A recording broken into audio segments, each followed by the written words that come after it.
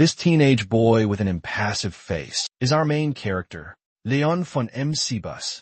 At just 14 years old, he became the head of the Manhwa family, a powerful and prestigious necromancer clan, feared by many. However, his family was in decline until he awakened an entity deep within the Necronomicon, a book left by the first family head. This was the biggest turning point in his life. The story begins on a bloody battlefield, littered with countless fallen warriors. Humans and other races alike are joining forces to attack someone. Amidst the carnage and chaos, a thought echoes. The cries of warriors, trapped in the battle, can be heard. A voice keeps echoing in my ears. Their common goal is to find a way to destroy the demon, a being once known as Knok von Heinhofe, in their desperate attempt to restore peace to the land. Everything began like many other turning points, a twist of fate for humanity. From afar, a powerful assault is launched. Among the attackers are humans, monsters, and even dragons. They all target a white-haired swordsman, wielding a black sword. From behind, a knight shouts to the crowd, "Take down that monster." Hearing this, the group charges forward, roaring with determination. Meanwhile, our protagonist, Leon, remains calm, staring intently at Knock von Rienharfer. A flicker of memory flashed in his eyes. Those words, spoken by a close friend, a comrade who fought alongside him. I remember it clearly. Even though I didn't fully understand the hidden meaning behind those words, I knew one thing for sure. When those words were spoken, I saw tears of anguish streaming down his face as his eyes slowly closed. Back on the battlefield, the power of swordsman No von Reinhardt was truly overwhelming. Despite facing a massive wave of monsters, he didn't flinch. His expression remained completely unchanged. Each swing of his sword was lightning fast, easily tearing apart anyone or anything that dared to attack him. In no time at all, the battlefield was littered with bodies. Knock von Reinhalter gripped his sword tightly, slowly walking towards Leon, who stood on the opposite side. Finally, Leon softly asked his former friend, "Can you at least tell me why? Why did you betray me?" Unable to finish his sentence, even Leon couldn't understand how things had come to this. What made you make a pact with the devil? How could you betray us like this? In response to Leon's words, Knock von Reinhalter suddenly burst into laughter. Your way of speaking reminds me of someone. I wanted to explain, but at this point, it doesn't matter. Knock von Reinhalter's answer only made Leon more curious. What you're saying now, it doesn't make sense, but it meant the world to me. Why did you betray and abandon us like that? Hearing those words, the face of Nakebian Rainhunter turned cold. A chilling expression washed over him. Then he spoke. "If you want answers, if you want to end this torment, then you have to kill me. That's the only way you'll learn the truth." As soon as he finished speaking, a murderous glint appeared in Nakebian Rainhunter's eyes. Hearing this, Leon knew that words were useless now. There was no other way. He had to grant his old friend's wish. "If that's what you want, then I have no choice." As he spoke, the book in Leon's hand opened automatically. A powerful purple magic emanated from him, spreading out in all directions and affecting the bodies of the fallen knights. Those who were once dead suddenly rose again. A dangerous glint appeared in their eyes. In the blink of an eye, an army of zombies was assembled. Their eyes glowed with a deadly red light. Without Leon giving an order, they all charged towards Knock, as if they could smell the fresh blood on him. But these weak zombies, how could they possibly harm a legendary swordsman like Knock von Reinhardt? In just 1 second, his sword flashed countless times. Countless whistling sounds filled the air, sending chills down one's spine. Countless cuts appeared on the bodies of the zombies in front. However, immediately after, the wounds began to heal at a speed visible to the naked eye. In less than 2 seconds, they completely vanished without a trace. This was because Leon was supplying them with magic power from behind. With their immortal bodies, fearing no death, the zombies charged in for another attack. Without a moment's hesitation, the leading zombie swung its sword, striking directly at the swordsman, Vulcan Reindeer. The clash of metal echoed through the air. Back to Vulcan's perspective, he remained calm, parrying each blow from the monster before him. Then, overwhelmed by Knock's power, the monsters couldn't even last a few seconds before being obliterated. Next, flash, he stepped forward, his sword a blur of motion. He sliced the zombie cleanly in two, making it impossible to regenerate. The black sword in Nock's hand began to be enveloped in a dark, purple, magical aura. A look of excitement flashed across his eyes, and he let out a loud laugh. It seems you've gotten much stronger. With those words, Nock channeled his power into his legs and charged forward. Meanwhile, the book in Leon's hand automatically flipped through a few more pages. It's unknown what kind of magic Leon used, but behind him, a giant six-pointed star magic circle appeared. A massive, pitch-black spatial gate emerged behind him, and from within it, two crimson arms, each wielding a massive great sword, emerged from the darkness. Then the body of a gigantic zombie, clad in armor, followed, squeezing out from within. On the opposite side, Nock, seeing this, wasn't afraid, but instead felt a surge of excitement. Behind him, the spectral images of several eerie eyes materialized, spreading out. A chilling aura emanated from him. Without another word, the two sides clashed head-on. A massive explosion erupted, sending smoke and debris billowing across the battlefield. Leon stumbled, caught off guard by the shockwave. He lost his balance for a moment, and before he could recover, suddenly, Nock appeared right in front of him. His sword pulsed with dark energy. Nock swung his fist towards Leon with lightning speed. But Leon wasn't just going to stand there and take it. In that instant, he commanded the giant zombie behind him to raise its massive sword and block the incoming attack.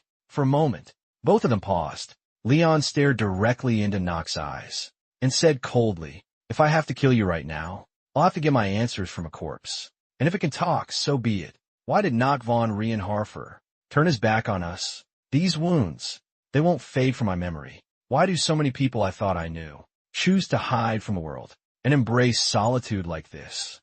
This battle is nearing its end.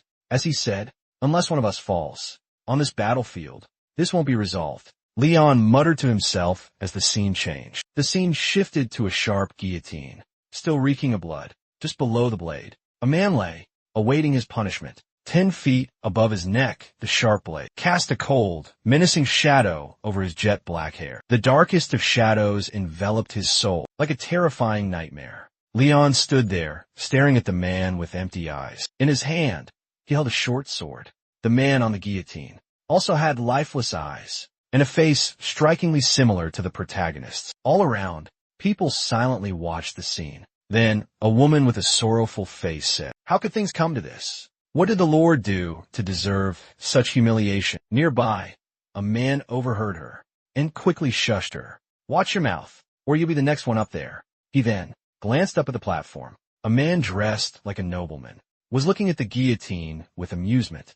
He muttered, "Remember my words. Haven't you seen enough to know how cruel they are?" "How do I know?" The woman started to reply hesitantly, but before she could finish, the man shook his head. "The only thing we can do is keep our mouths shut and stay out of their way. War has broken out across the continent. Lowly beings like us can only stay as quiet as the dead." To describe the current situation, this is an era of war and chaos. As the ashes of massacre blanket the eastern continent, the deadly flames continue to rage, refusing to die down, leading to the noble family, the Markba, becoming the latest victims of this infernal war. And so, fate has dealt a cruel blow. The strong do as they please, while the weak resort to stealing to survive. Unlike the strong, the weak gamble with their lives every day. Unlike the strong, they have no other choice. The weak must eventually dance with death.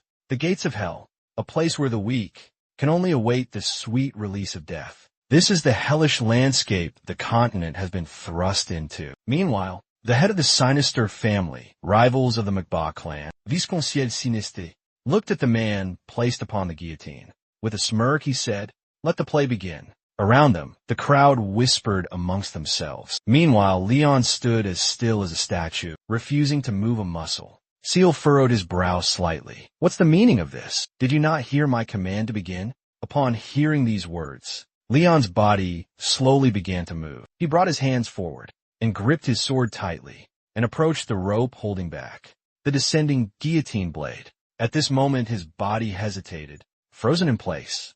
High above, Alan was practically bursting with anticipation. He immediately urged his character on. "What are you waiting for?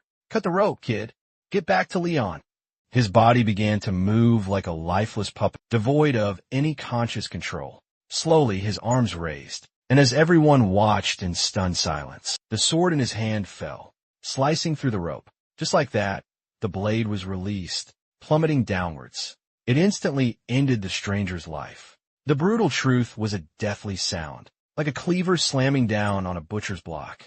Crimson droplets of blood painted a gruesome picture across the young man's pale face. The somber atmosphere was further intensified by the pungent stench of blood and iron. No one could escape this brutal reality, a cruel twist of fate. This was the unbearable burden the young man was forced to carry, to erase June von Macbeth from this world. No, to sever all ties between my father and the mortal realm. Yes, I am Leon von Macbeth, son of June von Macbeth, and a regicide. I executed my own father, the Kaju, head of the family, the head of a noble family. As the name suggests, the Kaju wasn't just a member of the nobility, but a core pillar of the kingdom.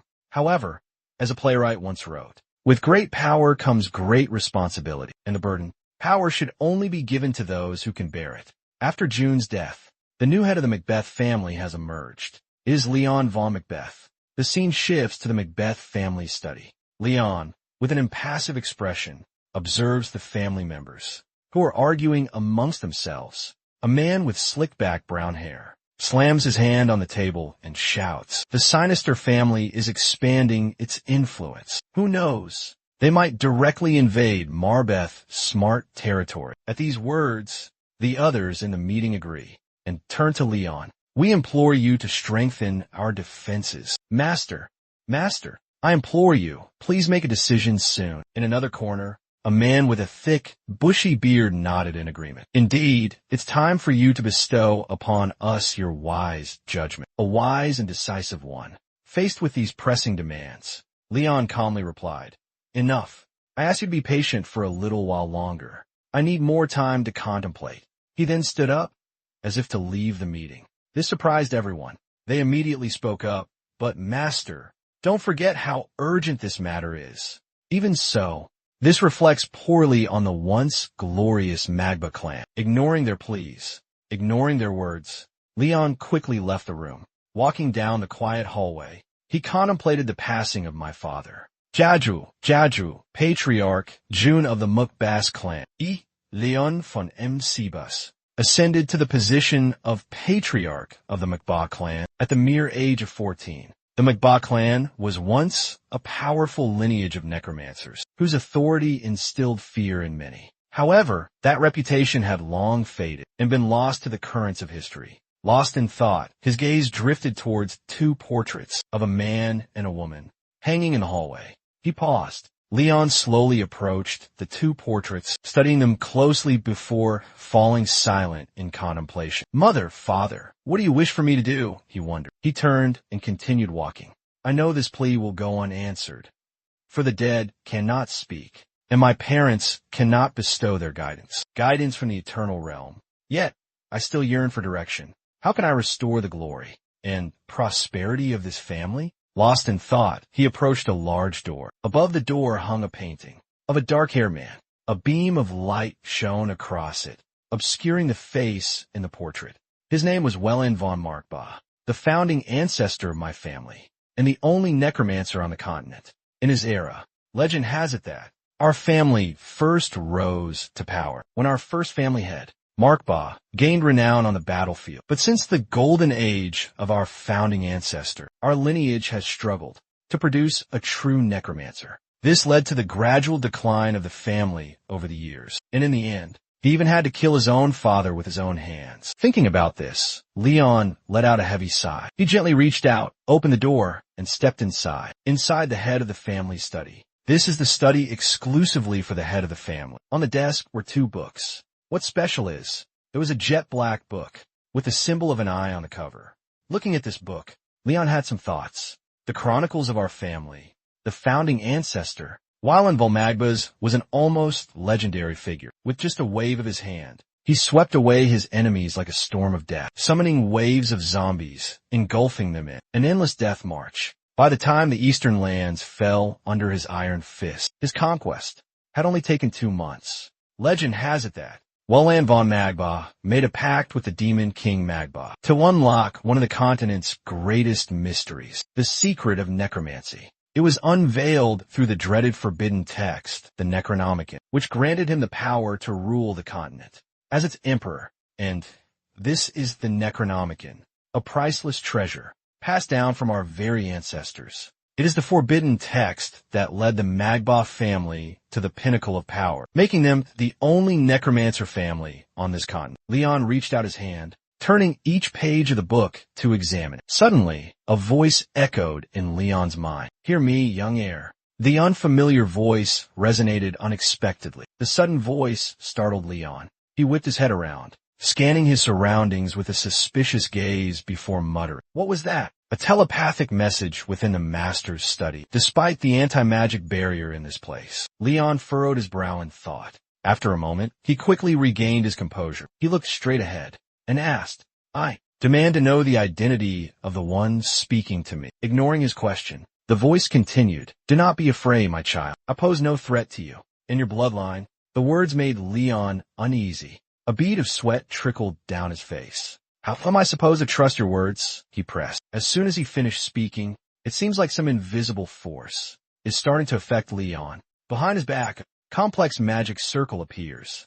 Then, when he opens his eyes again, he sees before him a giant lion with goat horns and reddish-brown fur. Looking at this scene, a normal person would probably be scared to death. However, Leon's face remains expressionless. He calmly asks, "Where am I?" The giant lion is a bit surprised. It points to itself and asks, "Didn't your predecessor tell you about my existence?" Leon frowns and coldly replies, "Predecessor? Are you talking about my father?" Makos fun, waset hai es nama. Responding to Leon's question, the lion gave a slight nod, confirming the name. His name was Rune. "I can feel it. The magical link between us has been severed." As he spoke, the lion's face contorted in rage. Its teeth gnashed together fiercely. Damn it all. I always feared that his inherent kindness would be as undoing as head of a dark clan. I should have foreseen such an untimely end for him. But regardless, tell me, my son, who delivered the final blow to your father? Leon stared back blankly, making no attempt to hide anything. He answered calmly, "If you're asking who killed my father, it was me, Leon Vol Makba, his son." Leon's words seemed to mock the lion as if he were a fool. A ferocious aura erupted from the beast, questioning him. "I'll ask you one more time. Did you murder my contractor, my master?" It roared furiously, its jaws wide open, ready to devour Leon at any moment.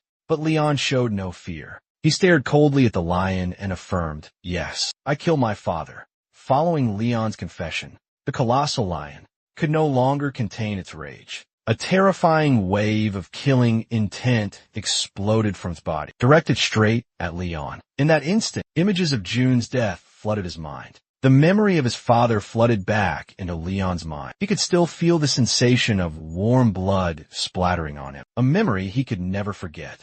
But it wasn't just Leon. The colossal lion also witnessed these memories, as if sensing Leon's emotions. From that action, it gradually calmed down, its rage subsided. It stared intently at Leon, then shook its massive head. "I see you've lost yourself, boy. You committed the act with your own hands. But that doesn't mean you're the one who killed your father." In response, Leon bowed his head slightly. "That's not true, and you know it."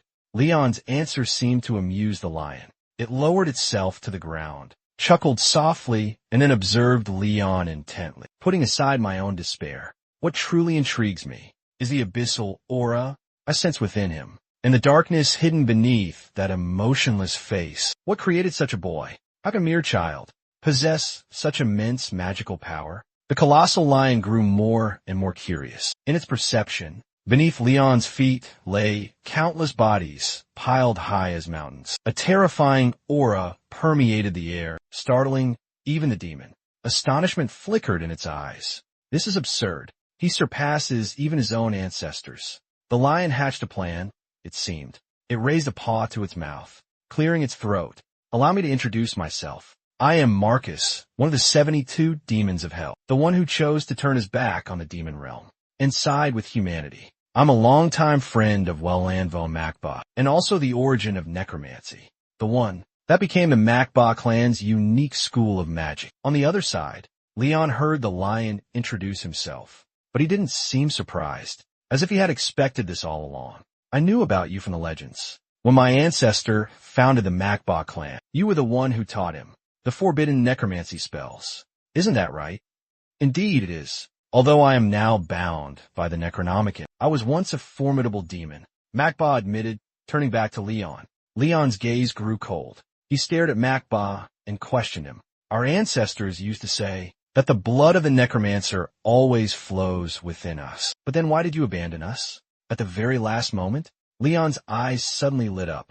Even his emotionless face seemed to show a hint of anger as he spoke those words. However, after hearing this, Makba simply shrugged and let out an amused chuckle. Abandon you? What makes you think you have the right to say that to Leon? A look of remembrance crossed Leon's face as he slowly began to recount. From the time of our ancestors, the head of the Welland von Makba, the Makba clan, has not been able to produce a necromancer based on his talent alone.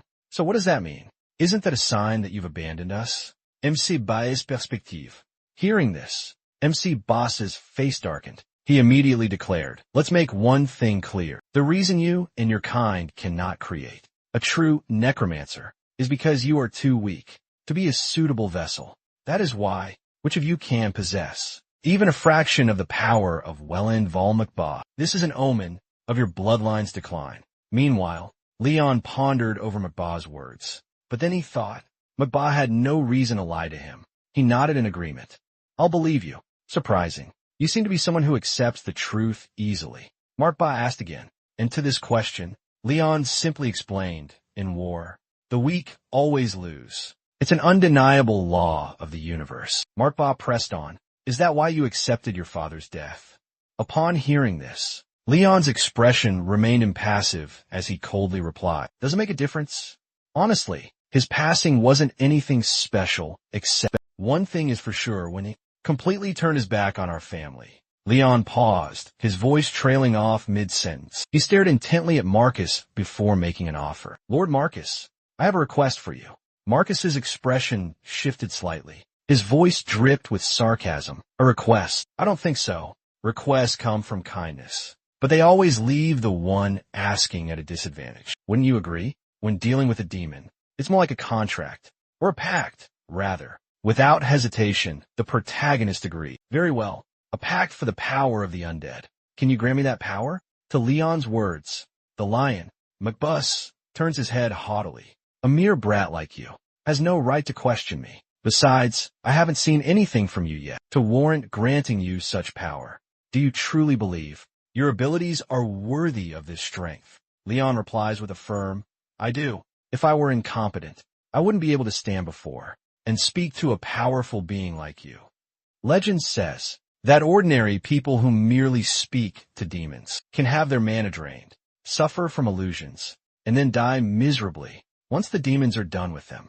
Considering I'm still standing here, then that means I at least have some potential. As Leon spoke, he glanced at Makba to observe his reaction, and at the protagonist's words. Even Makba couldn't help but admit to himself, this kid isn't completely incompetent. He actually possesses quite a bit of potential. Thinking this, Makba spoke up again, reminding him, as I said before, every request you make to a demon. Makba couldn't finish his sentence before our protagonist cut him off. I know everything counts as part of the contract. I remember that clearly. And as for me, I don't think I'm stupid to believe I can repay you. And even more, as he spoke, Leon pointed to himself. His confidence stunned Makba into silence for a few seconds. Then, he couldn't help but burst into laughter. His laughter echoed throughout the space. Excellent. Now let's make a pact. Heir of the Necromancer bloodline.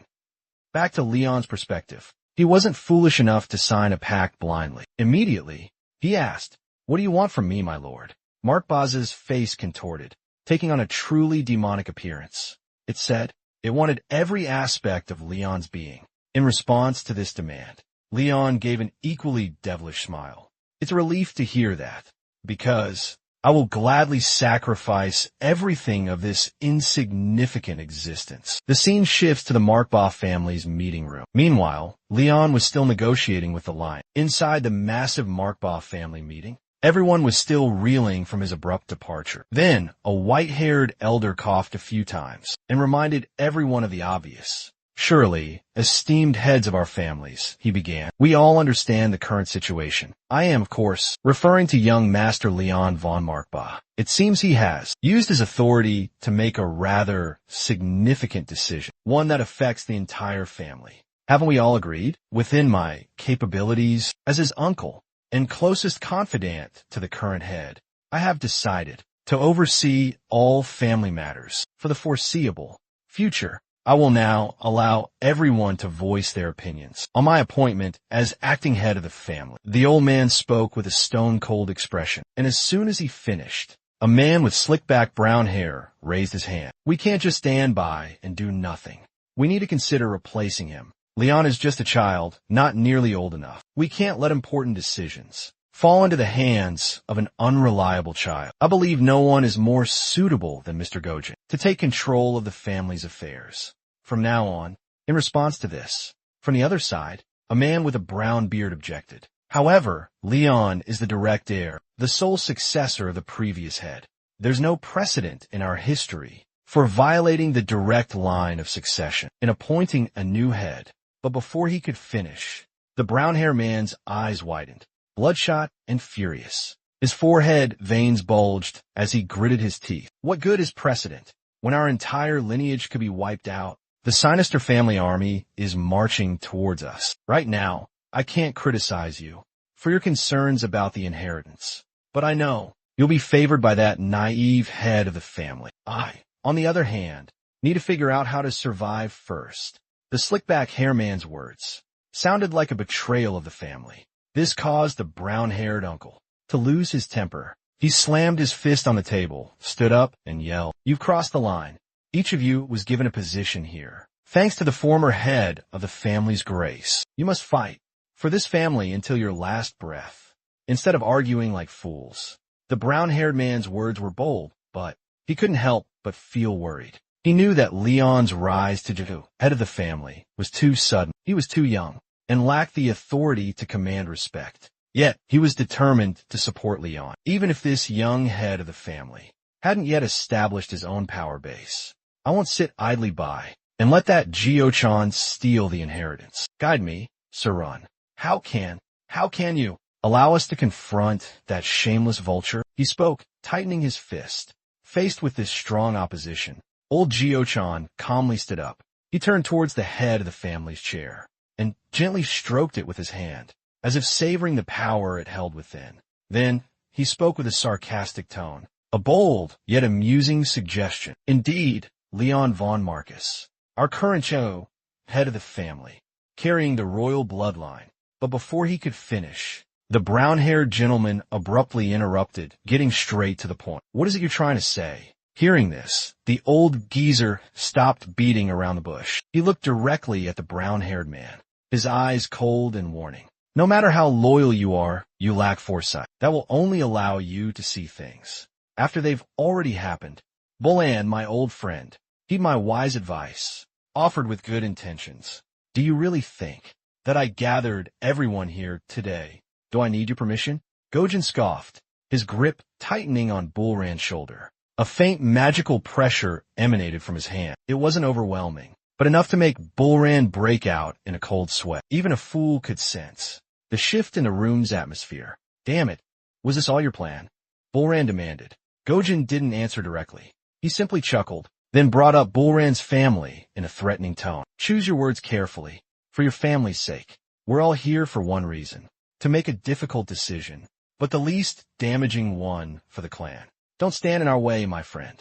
We just need to be smarter. With that said, he extinguished the magic in his palm. Meanwhile, Buland, after his family was threatened, could only bitterly accept this reality. It turned out he'd been in his clutches from the very beginning. Forgive me, Lord Rune. Please forgive this shameful subordinate who couldn't protect your legacy. The scene shifts to Leon's location. After observing him for a while, the lion, Markbaugh, also comments, hold on, everything is good, except for one thing. With the change in the target of the dimensional covenant, my true power has been reduced. As Markba spoke, he thought to himself, soft and naive, just like your father, Rune. He possesses a far greater amount of mana than you currently do. Unaware of these thoughts in Markba's mind, Leon suddenly remembered something and spoke up. Now that I think about it seems that any demon who makes a contract with a human must draw mana from their contractor to replenish themselves. What do you want me to do about it? Magba replied indifferently. There's only one thing you can do. But for now, we need to conserve your mana. Magba snapped its fingers. Instantly, its massive body transformed into a swirling vortex of red and black. The entire space glowed crimson, as if being sucked into the vortex. Then, as everything subsided, a miniature version of Magba appeared, adorably small. It stuck out its tiny tongue and licked its paw. In this form, it said, I can maintain myself much easier. Leon tilted his head. You know, he admitted, I think that makes sense. You're almost cute enough to be a pet. Leon's voice abruptly cut off. He felt a chilling presence, locking onto him. Beside him, Magba's fur bristled. You little wretch, I'm warning you. Call me adorable one more time, contractor, and I'll leave a bite and a scratch mark on your face. Do you understand? Seeing this, Leon didn't want any more scars on his handsome face, so he shrugged and agreed. Fine. Forget I said anything. Marba still seemed a bit annoyed, but quickly gave his first order. All right. Now that we've come to an understanding, let's get going. Get going? Where are we going? Leon asked curiously. Marba turned around with a smirk. You want the power to face your ancestor, don't you? If you want to reach his heights. What better way than to follow in his footsteps? That makes sense. Leon stroked his chin. Good. Now, we will go to your ancestor's hidden temple. This journey is dangerous. It could cost you your life. Will you accompany me? Marpa smiled brightly. Leon felt a twitch after hearing that. A question mark seemed to appear above his head. Why do you keep testing my resolve? Looking at Leon's current expression, Markpa immediately realized that the kid wasn't worried at all. Seeing that, he chuckled and started walking. I will lead the way, if you think you can keep up. The old man and the young man transitioned to a mystical forest. Time seemed to fly by. Following Markpa, Leon arrived at an unfamiliar forest. Looking at the surroundings, he muttered, This is the mystical forest of the Markpa clan. Hearing this, McBase, walking ahead, nodded in agreement. This forest acts like a maze for those not of our bloodline. In response, Leon suddenly posed a question. My father once said that only the true head of the family could enter the secret temple. But what I find strange is, if this place bestows the power of the Necromancer upon its ancestors, then why? Leon didn't finish his sentence. McBase anticipated his thought and answered, because not everyone can successfully overcome the trial. They saw a flaw, I believe, in having only basic requirements. Only those possessing the purest black, the element of hell, can complete the trial to reach the temple. Currently, no one has fulfilled the first requirement, to pass through this fog. I understand. This evidence is sufficient, Leon responded, looking at the purplish-black fog in front of him. He couldn't help but feel curious. But with Markbaz's help, the small beast only had to raise its hand to easily dispel the fog. Then, it urged, we can't delay any longer. I suggest we begin the trial immediately. Without wanting to waste any more time, Leon and Nkbus quickly stepped inside the temple. As they walked, Nkbus cautioned Leon, You may enter, but be careful, contractor. From now on, you will not receive my assistance. Hearing this, Leon didn't complain. He even seemed a bit pleased. Excellent. This will be a test of my courage. Behind them, the little lion Buzz added. However, I have a piece of advice for you. Always follow the guidance of the Necromancer's grimoire. It will lead you to the reward, the power of a Necromancer. Mephisto says this with a cunning smile. Following the grimoire's instructions, Leon enters a quiet hallway. Walking in the silence, he suddenly hears strange sounds. They pique his curiosity. Unable to resist, he approaches the source of the noise. There, he witnesses a bizarre scene. These weak cries are coming from some goblins. Leon looks around and notices a beautiful girl being held captive. The goblins are staring at him with bloodshot eyes, drool dripping from their mouths. They look like wild beasts eyeing their prey. Just then, the Necronomicon suddenly flew back into Leon's hand. It flipped open to a certain page on its own. The words on the page glowed mysteriously. Therefore, we shall disregard the instructional guidelines to maximize the artifact's potential. Necronomicon, your first step on the path to mastery. Necromancy, the resurrection of the dead. After quickly scanning the page, a puzzled look appeared on Leon's face. The book demanded he begin by taking the life of a living creature. After issuing this command, the book slammed shut and began to levitate. Meanwhile, Leon drew his dagger, coldly surveying his surroundings. His eyes fell upon the beautiful girl, seeing tears welling up in her terrified eyes. Then he turned to face the goblins watching him warily. The horde of monsters dispersed slightly, forming a circle around Leon, without a command or even a word spoken. Suddenly, a large goblin from the group charged straight towards him. The goblin planted its feet firmly and lunged at Leon with lightning speed. Without a moment's hesitation, as soon as it got close to Leon, it swung its massive, sharp hand straight at his neck. But Leon was no pushover. He leaned slightly to the side, dodging the vicious attack. Simultaneously, his right hand tightened around his dagger, and he swung it in a fatal blow. The sharp blade tore through the goblin's throat, blood gushing out uncontrollably. Its body collapsed to the ground. Leon glanced at the goblin's corpse. Then he shifted his gaze to the remaining men. The Gogrins shuddered, taking a step back. Their eyes were filled with caution. Leon softly whispered, his voice like the death rattle of a beast. "So who's next?" Scene shifts to Leon's past. A distant point in time, Leon and his father, von Markba, stood silently before an ancient tomb. A cold wind blew, carrying the somber breath of time. Suddenly, Yun toned, looking directly into his son's eyes. He spoke slowly. "Listen carefully, Leon. In the great Markba clan, what do you think we value most?" The answer is simple. We worship death, because we are a clan of necromancers who command the spirits of the dead. We must respect death above all else. June's words gave Leon pause, but the young boy still had questions. He brought a hand to his mouth thoughtfully, then asked, "But what does that mean?" "Well, how can we worship death? I thought necromancers, whether they wanted to or not, had to take lives to gain more power. As a dark mage, isn't that how it is?" Leon's words surprised June. He turned to the boy and calmly explained, "It seems you've studied our family history well. Yes, we are dark mages, feared by countless people across the continent. However, that doesn't mean we have to be villains." June paused and continued. Vun paused for a moment. He gently placed his hand on his son's shoulder and said, "That's why you must promise me something. No matter who you face on the battlefield one day, as long as you hold the power of life and death in your hands, swear to me that you will grant them the most peaceful death possible." Hearing this request from his father, a question suddenly popped into young Leon's head. "Father, do you want me to keep this vow with all my enemies?" Back in reality, at this moment, the battle between Leon and the goblin horde continued. After witnessing their comrades die so easily, the goblins became more cautious. They tightened their grip on their weapons and slowly spread out, surrounding Leon. Leon showed no fear. On the contrary, the more dangerous the situation, the calmer and more focused he became. To analyze the situation, I must aim directly for the cervical vertebrae, with absolute precision. It's the best way to dispatch an enemy, without inflicting too much pain. Thinking this, Leon gripped his sword tightly, his eyes scanning his surroundings vigilantly. Elsewhere, Markba observed the scene and raised a hand, a smirk playing on his lips. It seems this kid has never had any real sword training, or if he has, it's negligible. And yet, he was able to pierce the cervical vertebrae with pinpoint accuracy. Was it just dumb luck, or some kind of innate talent? We'll have our answer soon enough. With that thought, Markba narrowed his eyes, observing intently. He wouldn't miss a single moment.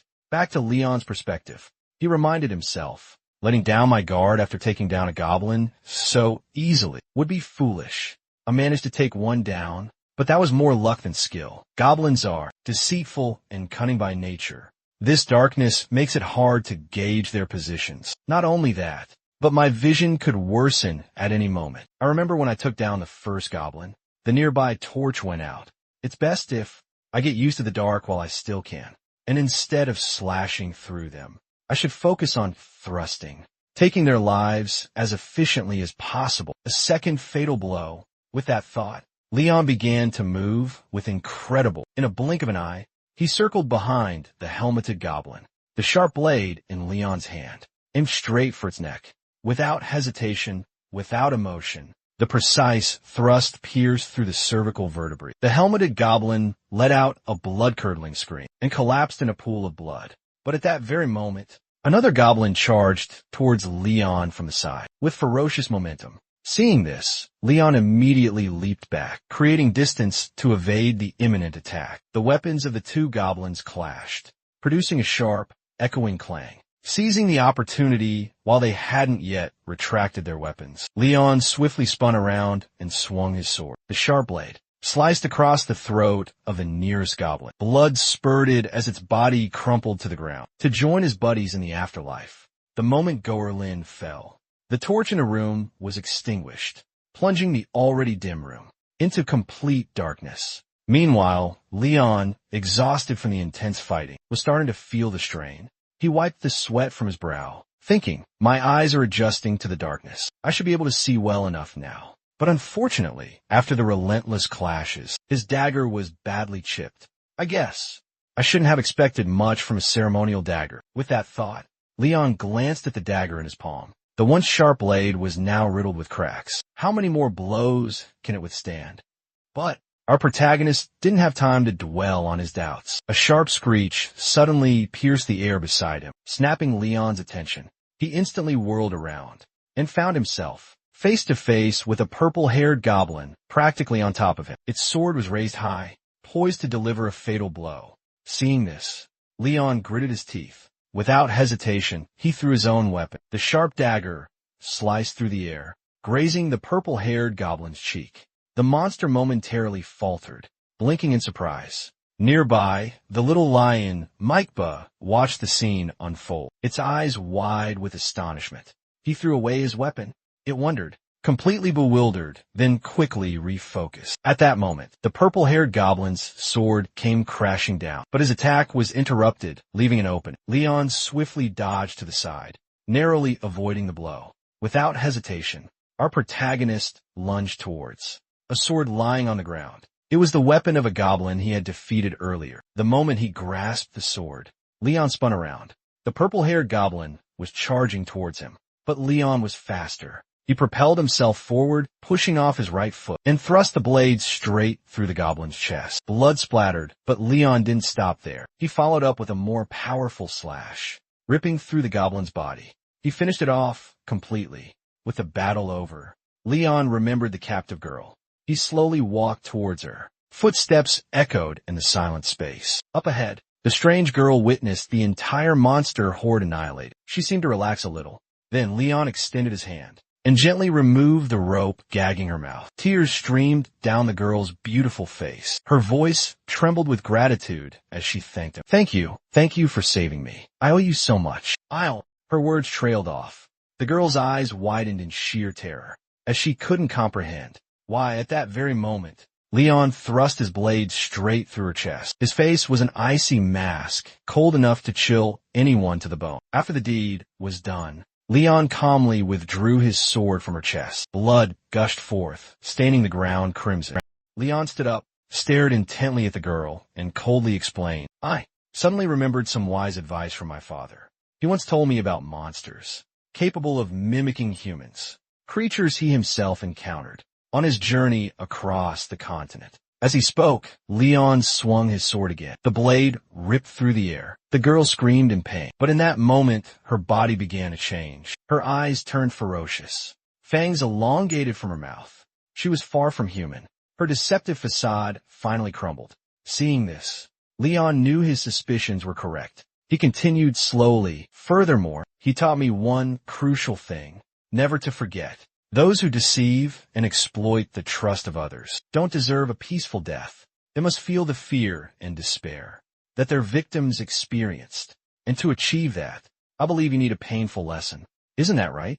Speaking of which, a sinister smile spread across Leon's face. A blood-curdling scream echoed in the darkness that followed. In the gloomy space, agonizing cries continued to ring out until the final torch was extinguished. It officially signaled the death of the imposter monster and the well-deserved punishment for the one who dared to deceive Leon. Von Markba, Moreover, on this side, Leon had been fighting intensely. He was starting to feel exhausted. He raised his hand to wipe away the sweat, thinking his eyes were getting used to the darkness. He could probably see clearly enough now. But unfortunately, after all that fighting, my dagger is completely chipped. Ikisi sholnte. Have expected much from a ceremonial blade. With that thought, Leon glanced down at the dagger in his palm. The once sharp edge was now riddled with cracks. How many more hits could it possibly take? But before our protagonist could dwell on his doubts, a piercing shriek suddenly echoed beside him, snapping Leon's attention. He whipped his head around and instantly spotted a purple-haired goblin closing in on him. Its sword was raised high, poised to deliver a fatal blow. Seeing this, Leon gritted his teeth. Without hesitation, he threw his weapon. The sharp dagger sliced through the air, leaving a small scratch on the purple-haired goblin's face. The action caused the monster to briefly freeze, blinking in surprise. Nearby, the small lion, Magba, observed the situation, its eyes wide with astonishment. He discarded his weapon. It wondered curiously. Then, it quickly refocused its attention. Meanwhile, the purple-haired goblin's sword came crashing down. But because his attack had been momentarily interrupted, Leon had just enough time to dodge to the side, narrowly avoiding the blow. Without hesitation, Leon lunged forward, aiming for a sword lying on the ground. It was the weapon of a goblin he had defeated earlier. Grabbing the sword, Leon quickly spun around. The purple-haired goblin was already charging towards him, but Leon was faster. He channeled his strength into his right leg, propelling himself forward. His blade pierced straight through the goblin's chest. Blood splattered, but Leon didn't stop there. He followed up with an even more powerful slash, ripping the goblin's body apart. He finished it off completely. After the battle, Leon remembered the captured girl. He slowly walked towards her. His footsteps echoed in the silent space. Up ahead, the girl saw that all the monsters were dead. She seemed to relax a little. Leon reached out and gently removed the gag from her mouth. Tears streamed down her beautiful face. Her voice trembled with gratitude as she thanked him. "Thank you for saving me. I owe you so much. I will." Her words trailed off. The girl's eyes widened in sheer terror. She couldn't understand why, in that very moment, Leon thrust his sword through her chest. His face was an icy mask, cold enough to send chills down anyone's spine. After the deed was done, Leon calmly withdrew his sword. Blood gushed forth, staining the ground crimson. Leon stood up, stared down at the girl, and coldly explained, "I just remembered some wise advice from my father. He once spoke of monsters, capable of mimicking humans, creatures he encountered himself on his journeys across the continent." As he spoke, Leon swung his sword again. The blade ripped through the air. The girl screamed in agony. But in that moment, her body began to change. Her eyes turned feral, fangs elongated, a far cry from a normal human form. The facade finally crumbles. Witnessing this scene, Leon confirms his suspicions. He continues slowly. "He also taught me something important. Never forget that those who deceive and exploit the trust of others don't deserve a peaceful death. They must feel the fear and despair that their victims experienced. And to achieve that, I believe you need a painful lesson. Don't you agree?" As he speaks, a sinister smile spreads across Leon's face. A blood-curdling scream echoes in the darkness. In the gloomy space, agonizing cries continue to ring out until the last torch is finally extinguished, signaling the end for the imposter monster, and a fitting punishment for the one who dared to deceive Leon. Time passed quietly. The scene shifts to a lavish, opulent bar. Dim, shimmering lights illuminate the grand stage. Above, scantily clad women dance, their bodies swaying gracefully to the music. The atmosphere is thick with excitement. Below, the old man, Gokin, is surrounded by two alluring women, a glass of fine liquor in hand, a boisterous laugh escaping his lips. "Ah, my time has finally come. Soon, this entire cursed family will be in the palm of my hand." Responding to his words, the woman in the red dress leans in close, whispering in his ear. Her voice is honey-sweet. "Of course, my lord. My lord. Who wouldn't want a sophisticated gentleman like you to be the head of the family? Instead of serving some brat, you're still wet behind the ears." Beside him, a girl in a blue dress covered her mouth, giggling softly as she added, Exactly, Chairman Gojin. I never would have thought you could manipulate those Invector fools to achieve your goals like this." Could you say that again? Making a deal with a rival family to reach the highest position. Only a true man could make such a move. Hearing this, the girl in the red dress leaned closer to Gojin, as if to both praise and seduce him at the same time. Drunk and excited, old man Gojin burst out laughing and raised his glass. Haha, such sweet talk, my beautiful lady. But I think we still have to bow down and submit to those sinister bastards, just for a little while longer. He took a sip of his drink, then slowly continued, this is still better than letting that brat drag the entire family down the path of destruction. Leon, huh? As expected, me taking over is the most logical choice. After all, who can deny that I've won this game perfectly? Thinking about how he had completely taken over the family, old man Gio-chan couldn't help but grin from ear to ear. Across from him, a man with slicked-back brown hair was embracing a beautiful woman. While drinking, he glanced at the gleeful Gio-chan. He shuddered slightly and asked curiously, what are you planning to do with that brat, Gio-chan? His servants are completely loyal to his father, meaning that brat might be more trouble than you anticipate. Hearing this, Gio-chan smirks disdainfully. His tone drips with mockery. I don't think we need to overcomplicate matters concerning that boy. His death will be easily justified after this incident. You know, dead men tell no tales, and his son will be no exception. As he speaks, a crazed glint flashes in Jiokin's eyes. He pours more wine into his glass.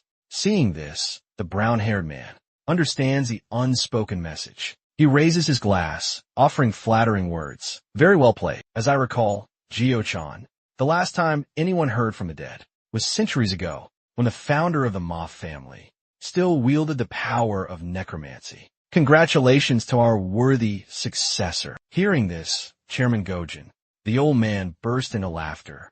He raised his glass high and chugged the entire bottle of liquor in one go. Just like that, the entire tavern erupted in boisterous laughter. They reveled in their victory celebration. Meanwhile, in a lavish room, Alan, the head of the Sin Vector family, leaned back in his chair. His sharp gaze was fixed on the black-haired man standing beside him. He asked in a low voice, the plan to subdue the Magba family that I entrusted to you, is it proceeding smoothly? The black-haired subordinate nodded confidently. Of course, Chairman Gojin. Von Magba is essentially just a pawn in our plan. We just need one more official approval from the royal family, and we're done. Hearing this, the cunning head of the household, Ale, smiled slyly. He scoffed, muttering, those hopelessly naive fools. How blind must they be to think I would postpone the second war so soon after the first one. As he spoke, Ale reached out and knocked over a piece on the chessboard before him. His black-haired subordinate flattered him without hesitation. Nothing is impossible without your impressive strategic vision, sir. Pay no mind to such meaningless praise, Ale said, glancing at a letter beside him. Attached to the letter was a portrait of the old man, Gio-chan. He chuckled mockingly. This scoundrel, Gio-chan, is it? Who would have thought? The centuries-long history of the Magba clan reduced to this, to fall at the hands of such a pathetic traitor. Unbelievable. What an entertaining evening this has turned out to be. Thinking about the imminent takeover of the Magba clan, Alan, the head of the family, grew impatient. He waved his hand, ordering his subordinates, quickly, expedite the process. Prepare immediately. Yes, sir. We understand, they replied. The two subordinates bowed their heads in acknowledgement. Alan continued to smile cunningly. First the father, now the son. I can hardly wait to hear his sweet cries. Meanwhile, back with our protagonist. After Leon finished off the monstrous imposter, all the torches in the room suddenly went out. Darkness descended. Not a single glimmer of light remained. Leon was forced to use his sword to feel his way along the ground, trying to find a path. The torches are all out. It's pitch black now. Is this the end? Leon muttered. His voice echoed softly in the silent space. Then, right after that, all the torches suddenly reignited. But this time, the flames weren't an eerie green, but a brilliant gold, warmer and more normal. The light spread throughout the room, illuminating everything. Seeing this, Leon breathed a sigh of relief. Although he kept a calm expression during the fight, he couldn't say that. He wasn't worried at all. Beside him, the little lion cub, Macbalao, darted forward and slammed into Leon's face with unrestrained excitement. This is amazing. I've never met a contractor as crazy as you.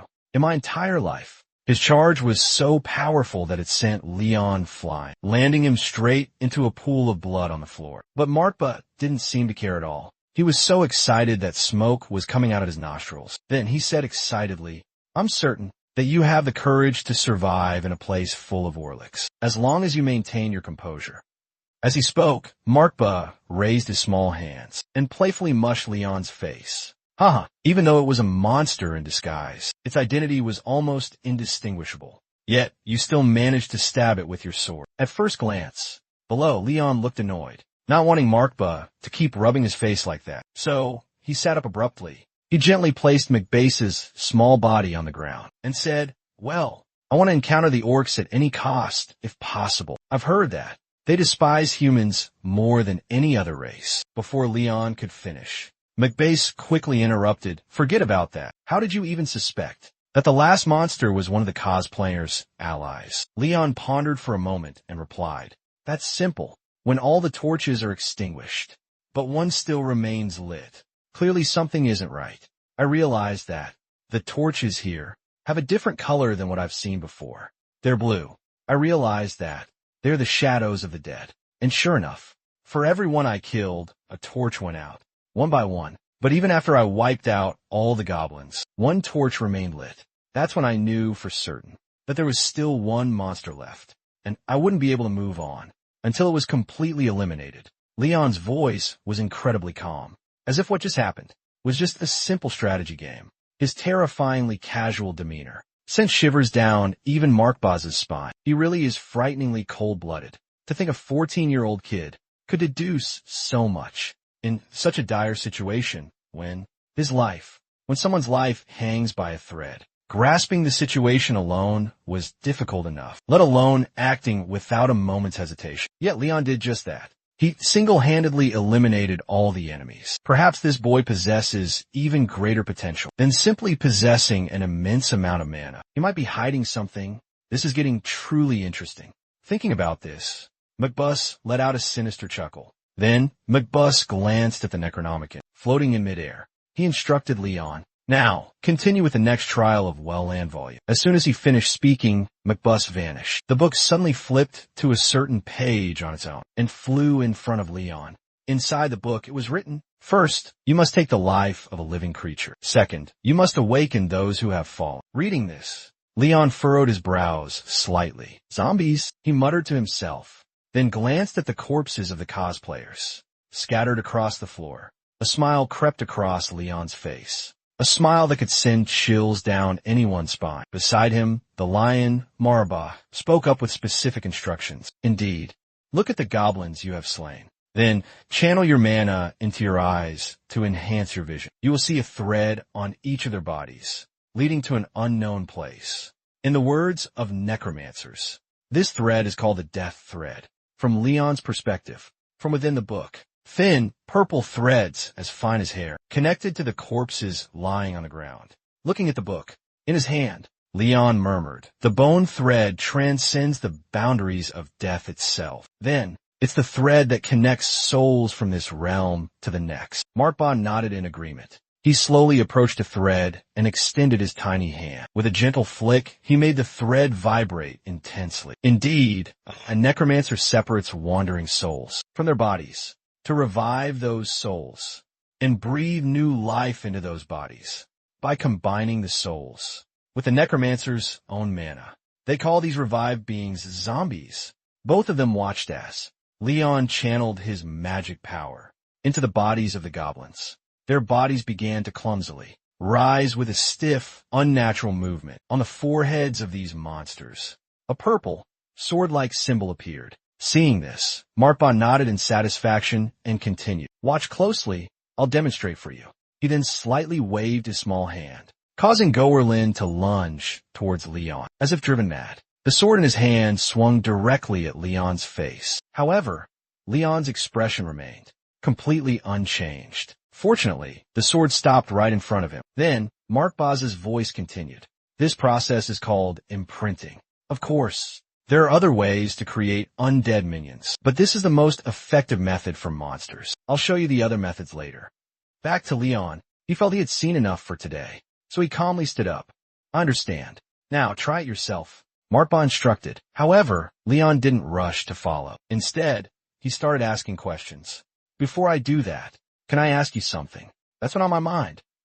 Is that all right? My predecessor once said, it's harder to turn a human into a zombie than into a monster. Do you think I've achieved the ability to turn a person into a zombie? Leon calmly asked. Markba, overhearing this, let out a scoff and said, you talk as if you actually have a need for that. That's right. Leon nodded in agreement. Hearing this, Markba's face lit up. He immediately guessed someone was about to be in trouble and excitedly asked, so, who's the unlucky bastard? Answering McBurn's question was Leon's icy voice. Kiakan von McBurn, my only uncle, spoke these words. Somehow, a hint of warmth touched Leon's face. The scene shifts to a luxurious bar. Kiakan is still merrily surrounded by beautiful women, oblivious to the trouble heading his way. A man gently sets his glass down. Kiakan's mocking voice rings out. The deceased head of the family was such a fool. My life has been nothing but smooth sailing since he died, huh? Truly the life of an opportunist.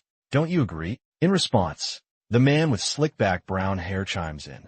Of course I do. Now, we just need to deal with his only heir, and things will feel much lighter. Don't you agree, Chairman Gojin? Across the table, Gojin waves his hand dismissively. He chuckles softly without a trace of worry. Killing a kid is no big deal. Now, let's raise our glasses and drink to that. Bottoms up. Good days like these are rare. He speaks with a glazed expression as if he's high, but their celebration is cut short. Suddenly, strange noises echo around them. The group jolts in surprise. Then, the cord holding the chandelier snaps, sending it crashing down onto the table, right in front of Gojin and his men. Panic erupts. The lights in the bar go out completely. A series of suspicious events unfolds. This snapped the old geezer, Gio-chan, out of his drunken stupor. What in the world was that? The old man involuntarily let out a cry. The woman in the blue dress beside him anxiously warned. This palace is protected by magical artifacts. A normal gust of wind couldn't possibly shake the entire building. Her words gave Gio-chan pause. Then, as if sensing something, he raised his hand, signaling the woman to be quiet. He turned his gaze forward and bellowed, "Who in the desolate Markba territory is foolish enough to defy me?" In response, Leon's voice suddenly rang out from behind him. "What makes you so confident?" The familiar voice made Gio-chan jump. He slowly turned his head around, and, after seeing Leon's face, all his worries seemed to vanish. He smirked mockingly. Well, look who we have here. Our oppressed new family head, I presume." He waved his hand dismissively, and instantly behind him appeared several assassins dressed in black. It seemed that even though he came here to enjoy himself, the old man was still concerned for his safety, and brought along his assassins for protection. As expected, there was an opportunity to use them. On the other side, Leon's eyes widened. He said in an icy voice, "How kind of you to still recognize me. Your family head, Leon von Mechbus." Back to Kyo-chan's perspective, he chuckled, as if not taking the words seriously. "I see no reason to have you visit me so late at night, without any prior notice. Is there something you need from me?" Leon responded with a questioning tone. Now, that's a curious question. The lord of an estate, requiring a reason to see his subordinate, when that subordinate is a vassal. Nothing more, nothing less. I should announce my intentions beforehand, for your convenience. To hear such words from the main character, to someone reveling in victory like you, how can I possibly endure this? Immediately, anger flashed in his eyes, but he restrained himself and said coldly, "I suppose other lords wouldn't require such courtesies, but we both know that you are far from deserving of them. But we both know that you're far from worthy of it. So, you're afraid of losing your precious head of the family title? It's too late, kid. Your old man isn't here to protect you anymore." Back to Leon's expressionless face. He casually reached out and brushed the curtains aside. "No," he said calmly. "I know I'm the only one who can protect myself." Faced with Leon's composure, the subordinate's tone grew even more arrogant. "Oh really? Your newfound intelligence. Care to explain why you came here alone then? How bold of you to come see me, as if you have countless lives to spare." At his words, the assassins raised their weapons, ready to attack Leon at a moment's notice. Despite being surrounded, Leon's expression remained unchanged. Nothing has changed at all. How can you remain so calm and say such bold words? The bold one is you, assuming I came here alone. Leon's words piqued Jiakin's curiosity. What nonsense are you talking about? He retorted. Before Leon could answer, the building shook violently once more. Then, Jio-chan looked down at his feet. He saw streaks of dark green energy, spreading in all directions. How strange. This isn't ordinary magic. It's from the abyss. I know this feeling. Isensa Darnas. Far greater than any mortal. Surely not. A terrifying thought crossed Jiakin's mind. It filled him with dread. But then, their fears become reality. From within the dark energy, two grotesque figures slowly rise. Their glowing red eyes are filled with bloodlust. Seeing this, Jio-chan gasps. Are those zombies? Leon, beside him, jumps into the room and confirms. Yes, they're zombies. The confirmation from the main character leaves Jio-chan stunned. His jaw drops as he asks, but how? Even my deceased brother couldn't harness this power. As for Leon, he has no intention of explaining the source of his power. Instead, aren't you stating the obvious? The Magba clan has once again become a clan of necromancers. On the other side, Jio-chan gritted his teeth so hard they made a sound. Of course, he wouldn't accept this outcome. He was so close to gaining control of the clan. He roared, "Guards, take down those disgusting monsters." Following this order, the unfortunate assassins, clueless about the meaning of a necromancer, eagerly yelled, "Yes, sir." Just like that, the assassins moved with incredible speed. Like a gust of wind, they charged towards Leon, swords drawn. But Leon wasn't alone today. How could mere underlings? A goblin couldn't just stand by and watch its master get hurt. Even without Leon's command, a goblin charged forward, swinging its sword. It knocked the assassin's weapon aside. Startled, the assassin yelled, "Hold on, it's fighting back." Immediately after those words, before he could react, the goblin's arm swung again. In an instant, the assassin was sliced in two. Witnessing the scene, Jio-chan and the remaining assassins gulped nervously. Fearful, they hesitated to advance recklessly. However, the goblins, with their immortality, continued their relentless attack. Their strength overwhelmed the assassins. One by one, they fell, increasing the terror on Jiakin's face. It's becoming clearer and clearer. He shouts in terror, "You monster!" Panic sets in. He thinks to himself, something's not right. This is completely abnormal. Unless I'm seeing things. That kid is using necromancy. But how is that even possible? The thought of Leon wielding such terrifying magic makes Jio-chan break out in a cold sweat. Worry fills his eyes. He begins to gather energy in the palm of his hand, forming a dark sphere. Then he opens his mouth and yells, "You damn Leon, what have you done? How dare you turn the power of our ancestors into such a mockery?" In response, Leon answers with an icy expression. "Head of the Magba clan. He can control the spirits of the dead. What's so strange about that?"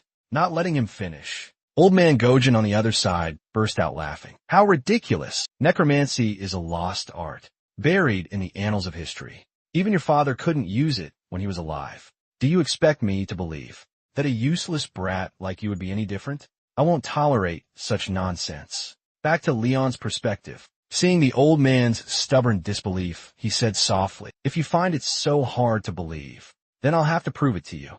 But let me warn you, that's not a wise choice." With that, he waved his hand forward, channeling more magic power into his zombie cosplayers. As soon as they received his power, all of them broke into terrifying grins. Their eyes glowed a brighter red, like they'd received a power boost and needed to unleash it. The entire horde of monsters roared in unison and charged towards Jio-chan, ready to swarm him. Seeing this, Old Man Jio-chan let out a grunt of annoyance. "Back to the abyss with you." Without a moment's hesitation, he hurled the dark energy sphere in his hand, straight ahead with incredible speed. The lightning-fast attack caught the leading godly zombie off guard. Unable to dodge, it took a direct hit. Under the effect of the dark energy, the zombie's skin seemed to dissolve, as if corroded by something. Seeing this, Jio-chan smirked, satisfied with the result. These monsters didn't seem as difficult to deal with as he thought. But that was just his wishful thinking, because right after that, The Goguryeo zombie stabilized itself. Half of its face was corroded, revealing a part of its pale skull. But for a monster that felt no pain, this didn't matter at all. The fire in its eyes was still burning. In fact, the attack seemed to have enraged it even more. It lunged forward, ready to deal with its attacker. As for Ji-chan, after realizing that his attack had no effect, the old man had no choice but to turn around. He cried out to his underlings, "Hurry, someone get rid of this monster." His words were cut short as his face froze in shock, because at that moment, all of his underlings had joined hands in meeting the Grim Reaper. Looking at the corpses scattered around, Jiakin's face turned pale. "Damn," the old man muttered, then quickly created another dark energy sphere and fired it repeatedly. He momentarily halted the Gogoli's attack, buying himself a little time. However, this didn't get Gio-chan out of danger. As much as I hate to admit it, my fighting ability is only slightly better than a rookie's. Not only that, but I'm also hindered by the effects of alcohol. I could be in serious danger. I need to think. I can't possibly defeat the monsters in front of me. He had to resort to using his family's heirlooms to intimidate Leon. Betray me, and you will pay dearly. Do you understand? This isn't something you can take lightly, he said, turning to look at Leon. But the moment he turned away, a godly zombie seized the opportunity. It gripped its sword tightly and lunged forward like a gust of wind. Without a moment's hesitation, the sword in its hand plunged deep into Jiakin's right chest. Blood gushed from the wound, soaking a large part of his clothes. Looking at the wound on his body, Jiakin's eyes widened in shock. The old man coughed up a large amount of blood. His face turned pale. Even the dark energy sphere in his hand could no longer be maintained and slowly dissipated. At this moment, Gio-chan knew that he had no chance to turn things around. So, he could only utter some meaningless words. "How dare you betray your own bloodline? You will never be forgiven." Turning towards Leon, he calmly walked towards Gio-chan and slowly said, "I remember reading a treatise on the history of this continent. There are victors and vanquished, judged by the cold eyes of history. No matter how apathetic I am, I may still not fully grasp its true meaning. But if there's one thing I learned from that book, it's that forgiveness is the privilege of the victor. You were once a victor yourself. I presume that's what you did when you stabbed my father in the back and begged for your life. But I'm afraid the tables have turned." "Silence," Gio-chan shouted, his face filled with rage. "Very well then, Leon." Leon seemed unwilling to prolong the conversation any further, so he began to deliver his final words. "My lord, no, Gio-chan von Makba, I will not bid you farewell, for I want you to suffer every step of the way. I will engrave this day in my memory as the day of your defeat. As punishment, I will strip you of one more day of your life, in the name of the head of the Makba family." With those words, Leon waved his hand, signaling his men. Behind him, the horde of zombie goblins, like ravenous wolves, lunged at Gio-chan. The last sound he made, only pathetic cries remained, slowly fading until they fell silent. As for the little lion, Marcus, after witnessing Leon complete his revenge, he slowly approached Goken's corpse and sighed, You truly are as insane as I suspected. Even Satan would shed a tear at this sight. How could a necromancy apprentice perform it so masterfully on their first try? Watching you wield necromancy, I thought you'd been controlling the ring for decades." Back to Leon. He didn't answer the question. Instead, looking at his uncle's body, Leon suddenly had an idea and clapped his hands. "Oh, I just thought of something quite interesting." He then put on a murderous expression, one that even made the demon, Mikebuzz, beside him feel uneasy. "Exciting or terrifying?" he muttered to himself. Time quickly passed. The scene shifted to the conference room of the Markbaugh family. As usual, everyone was present for the meeting. However, 3 people were absent today, including Gio-chan and his associates, and also Uncle Boland. Inside the meeting, a man in a blue suit spoke up, addressing the others. "Another council meeting? Does anyone know why Master Gio-chan called us here?" In response to this question, a man with blonde hair shrugged and said, "Beats me. I'm just as clueless as you are. It seems your little minion in the council hasn't arrived yet. Let's wait a little longer." Elsewhere, a bald man also nervously voiced his concerns. After all, an emergency council meeting is no laughing matter. Could it be that the Shinestar clan is planning to break the peace treaty and attack while we're still in chaos? As he spoke, his hands clenched together tightly, trembling uncontrollably. His words filled the others with worry. They couldn't help but feel anxious. However, the man in blue tried to reassure them.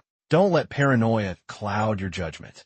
It's hard to believe they would be so reckless as to break the agreement between our two great clans. Besides restarting a war, it requires formal approval from His Majesty.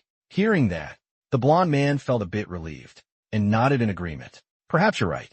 In any case, we should wait and see. All doubts will be cleared when Jihan becomes the head of the family. Just as he finished speaking, the doors suddenly opened. However, it was Leon who walked in, not Jihan. This surprised everyone in the meeting. They turned to each other, whispering, "What's going on? What's the meaning of this? I thought this meeting was called by Jihan.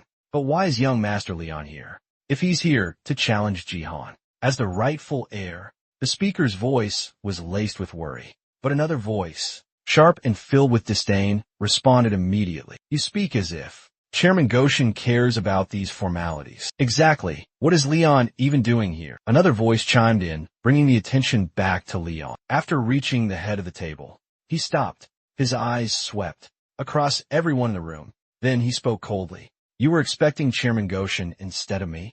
Unfortunately, he won't be attending this meeting. Or rather, he can't attend." This blunt statement from Leon made the man in blue feel a flicker of unease. Unable to contain his doubt, he asked, "Can't?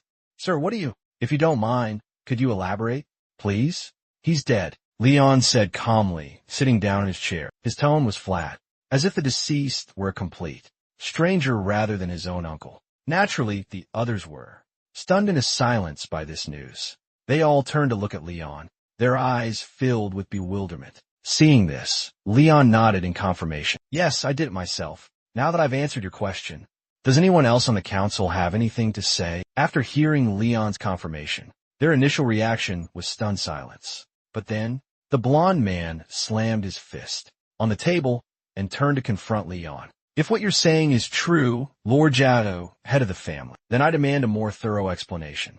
Not just these brief, cryptic statements. How? Can you explain the death of Elder Markba?" "Markba, we're still mourning the passing of the former head of the family." Across the room, a brown-haired man chimed in, agreeing. "Listen, you may be the head of the family, but at the very least, you owe us an explanation." "That's right, Leon." Facing the elders' hostility, their aggressive posturing, he paused for a moment, then spoke, setting them straight. He laid it all out for them. "Chan von Markba was a traitor who betrayed our name. He not only betrayed my father, but also leaked crucial information to our rival clan, the Shinestar clan. He even tried to usurp my rightful position as head of the clan. But what I find puzzling is, despite such concrete evidence that warrants immediate execution, you all seem to be protecting him with such unwavering loyalty, no less." As Leon spoke, the faces in the room paled. An invisible unease began to envelop the blond man. Panic set in as he thought. The council meeting was called in Go Jason's name, yet he isn't here. That means he's been assassinated. How could he be so foolish? Killed by a mere brat like that? Now's not the time to question Jushan's existence. If a new family head, Leon, somehow managed to assassinate Gio-chan without any trouble, then this is a serious concern. He might possess some kind of powerful magic. Thinking of this, the man in brown immediately stood up, severing all ties with that Gio-chan fellow. "Oh my God, I never suspected a thing from that bastard. How dare he do such a thing?" Hearing this, the blond man quickly caught on and chimed in. He placed his hand on his chest and said with a sincere face, "We swear on our innocence. How could we have known what that scoundrel was plotting?"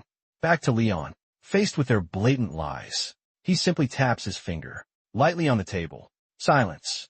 What you say may be true, but you are still guilty of a grave crime. The crime of negligence. The crime of failing to recognize the traitor within your own ranks." We shift our perspective to the man in brown. Even the densest fool would realize by now that Leon has lured them into a trap.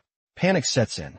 He frantically thinks. He racks his brain, trying to understand. Meanwhile, the bald man, who's been listening intently, finally speaks up. "Indeed, Kaju, meaning head of the family. But that conclusion requires us to know whether Mr. Goken is truly the traitor.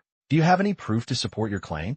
Is there any actual proof that you didn't kill an innocent man? Hearing this, everyone else turned to look at Leon, waiting for his response, and he didn't disappoint. Leon had been prepared for this. You all react exactly as a more formidable being, like myself, would predict. He then turned to look at the lion, Macbase, perched on his shoulder. Macbase looked back at Leon and grinned, clearly amused. Leon then took out the Necronomicon, ready to display his necromancy. You want proof, don't you? Allow me to demonstrate the treachery of Sir Chun von Macbase. As he spoke, Leon began to channel his magic, immediately enveloping the room. Tendrils of dark energy, an invisible aura of death, filled the space. It caused a ripple of fear through the onlookers. Ignoring their reactions, Leon muttered an incantation. The true-born son of the Macbaspa clan, Leon von Macba, called out, "Wandering souls of this realm, heed my call." As his voice echoed, dark magic surged across the floor. The shadowy forms of undead Dolphy rose from the ground. Though witnessing this for the first time, all the elders thought of the same forbidden magic, a secret passed down through their clan. They gasped, recognizing the spell. Is that the Necromancer's incantation? How can he possibly know that? The blonde-haired man said in astonishment.